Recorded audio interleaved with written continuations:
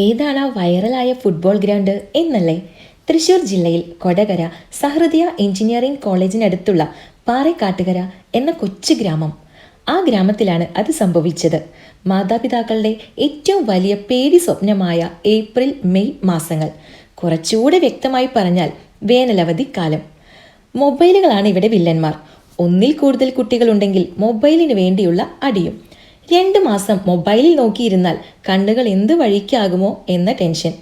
ഇതെല്ലാം ആലോചിച്ച് തലയ്ക്ക് പെരുപ്പ് കയറി മാതാപിതാക്കൾ. ഒരു പോംവഴി ആലോചിച്ച് അവരും ഒരു വഴിക്കായി. പിന്നെ അവരൊന്നും ആലോചിച്ചില്ല. ഒരു ഞായറാഴ്ച പള്ളിയോഗം നടക്കുന്നിടത്തേക്ക് ചെന്ന് വികാരി അച്ഛനോട് കാര്യം പറഞ്ഞു. അച്ചോ, നമ്മുടെ വളരുന്ന തലമുറയെ മൊബൈലുകളിൽ നിന്ന് രക്ഷിക്കാൻ എന്തെങ്കിലും വഴിയുണ്ടോ? അച്ഛൻ അല്പനേരം ഒന്ന് ആലോചിച്ചിരുന്നു. എന്നിട്ട് കൈക്കാരന്മാരായ തോമസ് ഏട്ടനോടും ഡെൻസിനോടും അവിടെ കൂടിയിരുന്ന യോഗാംഗങ്ങളോടുമായി പറഞ്ഞു, ഈ കുട്ടികളെ നമ്മൾ ഇപ്പോൾ പരിഗണിച്ചില്ലെങ്കിൽ അവരുടെ ഭാവി മൊബൈലിൽ തീരും.